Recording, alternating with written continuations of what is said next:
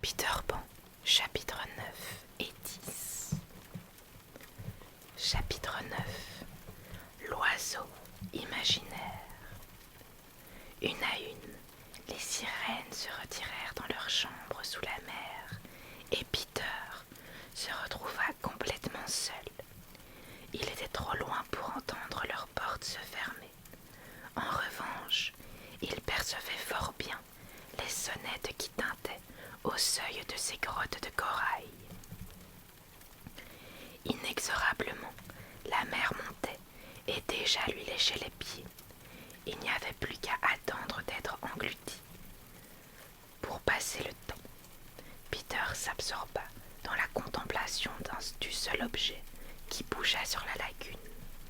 Il crut tout d'abord que c'était une feuille de papier flottant sur les vagues, peut-être même un morceau de cerf-volant, et se demanda oisivement combien il lui faudrait de temps pour échouer au rivage. Puis il fut frappé par un fait bizarre. La chose en papier semblait poursuivre un but bien précis à travers la lagune, car elle luttait contre les vagues, souvent même avec succès. Chaque fois qu'elle remportait la victoire, Peter, toujours partisan du plus faible, applaudissait très fort ce vaillant morceau de papier, lequel n'était autre que l'oiseau imaginaire, assis sur son nid et s'efforçant opiniâtrement de rejoindre Peter, en ramant de l'aile comme il avait appris à le faire depuis que le nid était tombé à l'eau. Il était en partie capable de diriger son étrange embarcation, mais au moment où Peter le reconnut, il lui parut épuisé.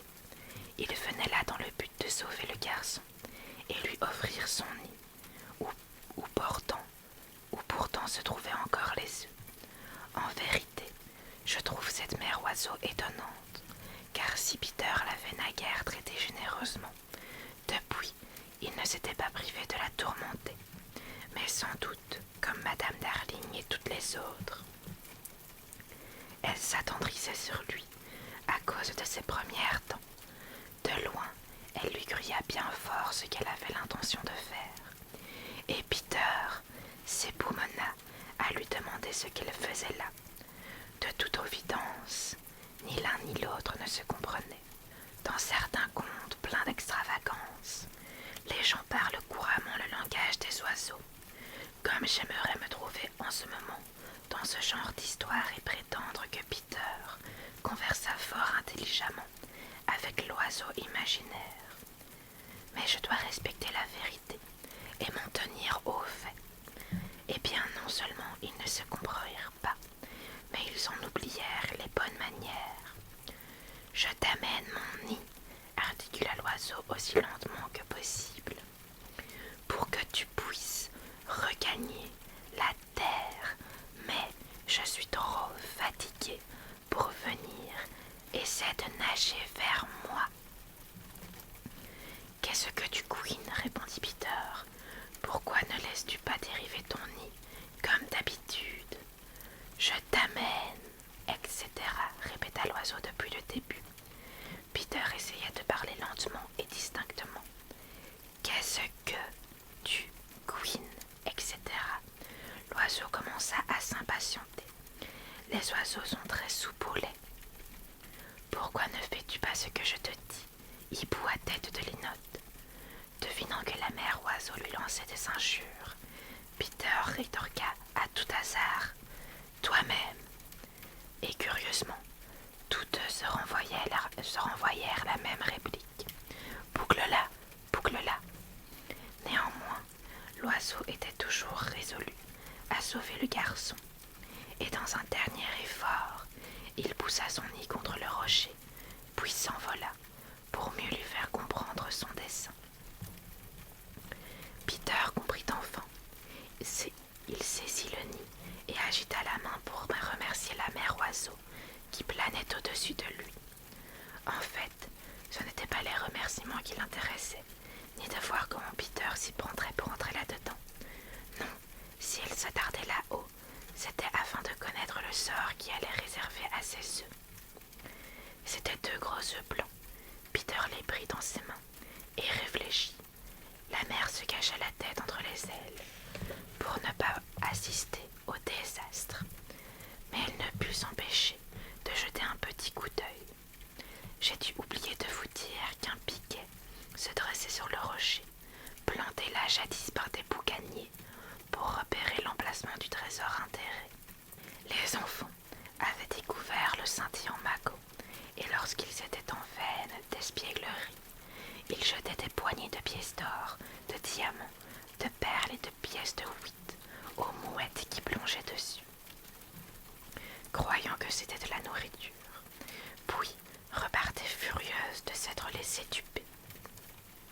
Le piquet était toujours là, et Starkey y avait oublié tout à l'heure son chapeau, un profond couvre-chef en toile goudronnée imperméable. À large bord, Peter mit les œufs dans le chapeau qu'il déposa sur l'eau. Il flottait à merveille. L'oiseau imaginaire cria à Peter son admiration pour cette ingénieuse trouvaille. Mais Peter s'était déjà félicité. Il s'installa dans le nid, il planta le piquet auquel il attacha sa chemise en guise de voile. Au même instant, la mère oiseau descendit sur le chapeau et se remit à couver ses œufs. Les flots les emportèrent chacun de leur côté, tandis qu'ils se souhaitaient bon voyage. Lorsque Peter aborda au rivage, il choisit pour échouer son embarcation un endroit où l'oiseau le retrouverait facilement. Mais le chapeau connut un tel succès que la mère oiseau renonça à son nid. Et souvent, Starkey venait sur le bord de la lagune et contemplait avec amertume la mère oiseau assise sur son chapeau. Comme nous ne la verrons plus, il est intéressant de signaler qu'actuellement, tous les oiseaux de l'île construisirent leur nid en forme de chapeau, avec un large rebord où les petits viennent prendre le frais. Grandes furent leurs réjouissances lorsque Peter arriva à la maison souterraine, presque en même temps que Wendy, que le cerf-volant avait promené d'ici et de là. Chacun avait des aventures à raconter, mais la plus extraordinaire de toutes fut sans doute que l'heure du coucher était déjà passée depuis longtemps. Cela les flattait tellement qu'ils s'inventaient toutes sortes de ruses, comme de réclamer des pansements pour gagner encore un moment. Mais Wendy, quoique fière d'avoir tout son petit monde sain et sauf à la maison, s'indignait de leur tardive et criait « Au lit, au lit !» d'un ton qui n'admettait pas la désobéissance. Le lendemain, toutefois, elle se montra de plus tendre et distribua des pansements à chacun. Et jusqu'à l'heure du coucher, ils s'amusèrent à boiter et à porter le bras en écharpe. Chapitre 10. Un foyer heureux. L'escarmouche sur la lagune eut un effet important. À dater de ce jour, les peaux rouges firent la paix avec les enfants. Peter avait sauvé Lys Tigré d'une mort affreuse. Elle et les siens auraient fait n'importe quoi pour lui désormais. La nuit, il montait la garde près de la maison souterraine, prêt à répondre à l'attaque que les pirates ne manqueraient pas de livrer tôt ou tard. Même pendant le jour, il rôdait dans les parages, fumant le calumet de la paix, avec un air d'attendre de sucreries. Ils avaient baptisé Peter le grand-père blanc et se prosternaient devant lui. Il y prenait un tel goût que cela n'améliorait guère son caractère. Le grand-père blanc, disait-il d'un ton plein de morgue, au brave vautré à ses pieds. Le grand-père blanc est heureux de voir que les Picanini protègent son wigwam des pirates. Moi, Lys Tigré, répondait cette charmante créature. Peter Pan, sauvez-moi, moi très ami pour lui, moi pas laisser pirate blesser lui. Elle était bien trop jolie pour qu'on lui permît de ramper de la sorte, mais Peter considérait cela comme son dû et répondait avec condescendance. C'est bon, Peter Pan a parlé, Dans son esprit, Peter Pan a parlé, signifiait qu'à présent il devait se taire. Et c'est bien ainsi qu'il le prenait. Mais les peaux rouges avaient beaucoup moins d'égard pour le reste de la bande, qu'ils traitaient comme de simples braves. Il leur disait « Comment va ?» et d'autres impertinences de ce genre. Mais ce qui vexait le plus les garçons, c'est que Peter avait l'air de trouver cela très normal. Dans son fort intérieur, Wendy le plaignait un peu. Mais en fidèle gardienne de foyer, elle ne pouvait prêter l'oreille à une quelconque récrimination contre le père. Papa c'est mieux, avait-elle l'habitude de dire, quoi qu'elle en pensât par-devers soi. Et ce qu'elle en pensait par-devers soi, c'était que les peaux rouges n'auraient pas dû la traiter de squaw. Enfin voici venu le soir, qui devait rester dans les annales de l'île, sous le nom de la nuit des nuits, en raison des événements qui survinrent et de leurs conséquences. Le jour s'était déroulé sans incident, comme s'il avait voulu reprendre des forces, et maintenant les peaux rouges, emmitouflées dans leur couverture, se tenaient en haut à leur poste, tandis qu'en bas, les enfants prenaient leur repas du soir. Seul Peter était sorti chercher l'heure. Sur l'île, il n'y avait pas d'autre moyen de connaître l'heure que de trouver le crocodile et d'attendre à ses côtés jusqu'à ce que le réveil sonnât. Comme c'était un thé pour rire ce soir-là, les enfants assis autour de la table n'avaient que leur appétit à se mettre sous la dent.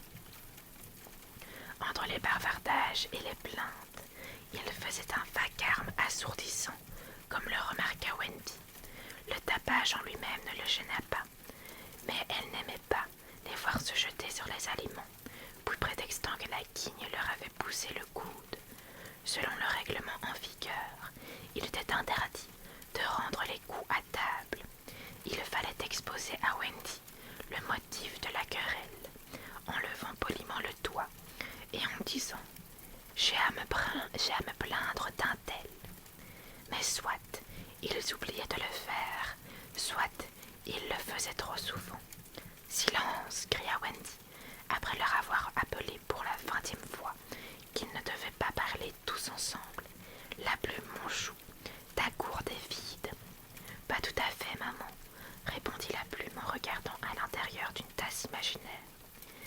« Il n'a même pas commencé à boire son lait, » intervint Bonzingue. Ça, c'était du reportage, et la plume sauta sur l'occasion.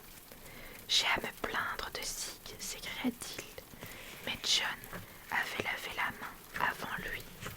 « Eh bien, John, puis-je m'asseoir sur la chaise de Peter quand il n'est pas là ?»« Sur la chaise de père, John. »« Certainement pas, » fit Wendy, indignée. « Il n'est pas vraiment notre père, » argumenta John. « Il n'aurait même pas su faire le père si je ne lui avais pas montré comment. Ça, c'était de la rouspétance. »« Nous avons à nous plaindre de John, » s'écrièrent les jumeaux. La guigne leva la main. C'était le plus docile de tous, ou plutôt le seul à l'être. Aussi, Wendy le traitait-elle plus gentiment que les autres. « Je ne crois pas que je ferai un bon père, » dit la guigne d'un ton hésitant. « Non, la guigne, puisque je ne peux pas être père, dit-il avec embarras. Michael, est-ce que tu me laisseras être le bébé ?»« Non, fit brutalement Michael du haut de son panier. Si je ne peux pas être un bébé, poursuivit la guigne, de plus en plus accablée. Croyez-vous que je puisse être un jumeau ? Surtout pas, répliquèrent les jumeaux. C'est très difficile d'être un jumeau. Si je ne peux être rien d'important, dit la guigne, y a-t-il un parmi vous qui aimerait me voir faire une bonne blague ? Non, s'écria-t-on en chœur. La guigne avait terminé.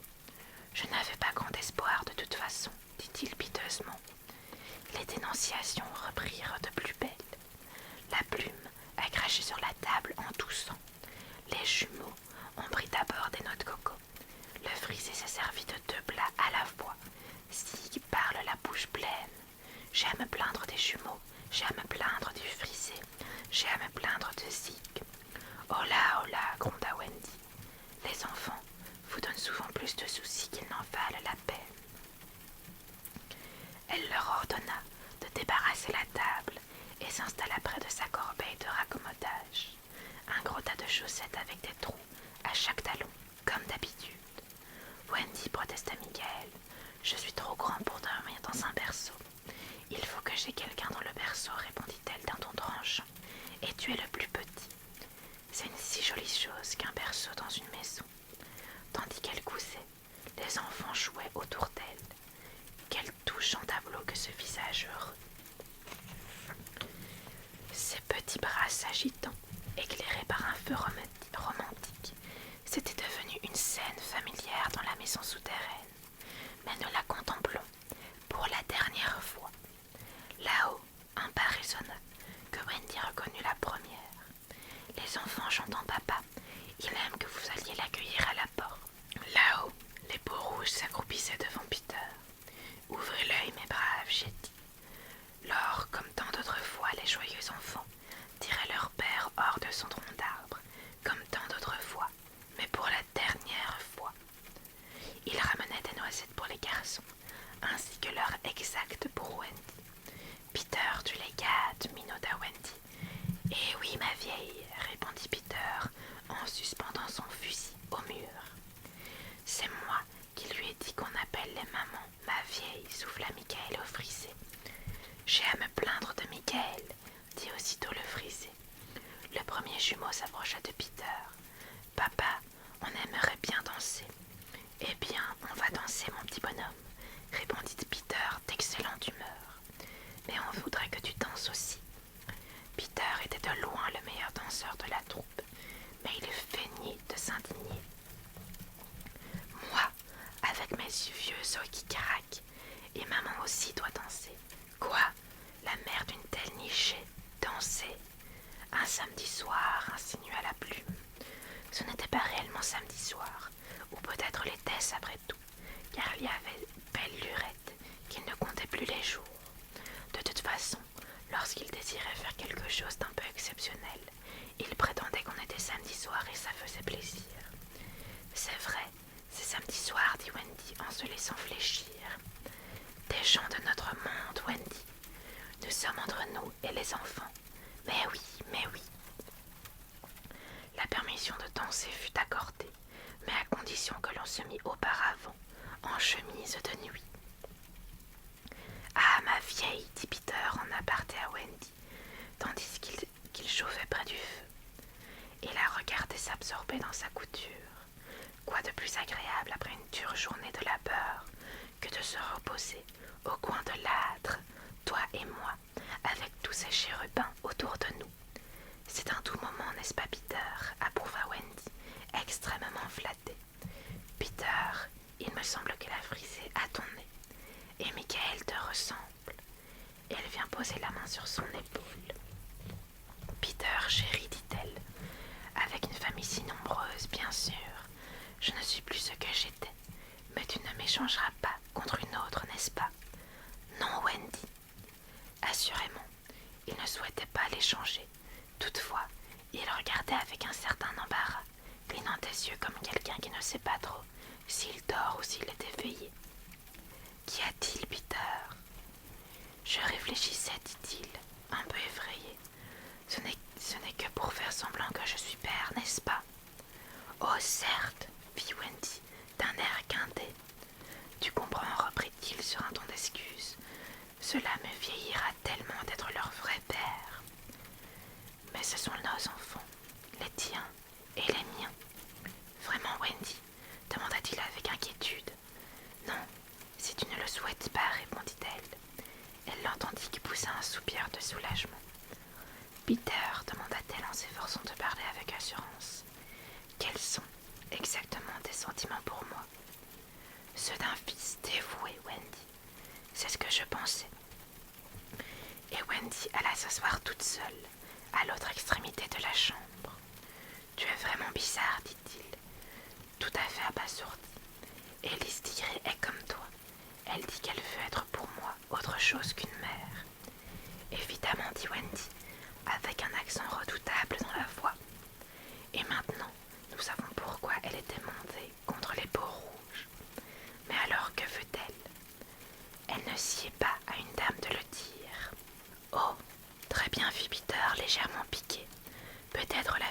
clochette me le dira-t-elle. C'est cela, cette petite dévergondée te le dira, répondit Wendy, avec mépris. Chloé, qui, du haut de son boudoir, écoutait d'une oreille indiscrète, glapit alors une insolence.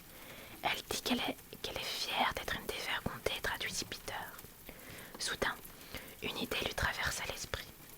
Peut-être Chloé veut-elle être ma mère. Espèce d'imbécile, lança Clochette furieuse. Elle l'avait dit si souvent que Wendy n'avait plus besoin de traduction. Je suis presque d'accord avec elle, fit-elle d'un ton hargneux. Imaginez cela, Wendy hargneuse, mais cette conversation l'avait vraiment éprouvée, et elle ne se doutait guère de ce qu'allait lui arriver d'ici la fin de la nuit. Si elle l'avait su, elle se serait retenue. Mais personne ne se doutait de rien. Au fond, cela valait mieux. Leur ignorance leur permettait de jouir encore d'une heure de bonheur. Et comme cette heure devait être leur dernière heure sur l'île, réjouissons-nous de ce qu'elle se composait de 60 minutes. Ils se mirent à danser et chanter en chemise de nuit.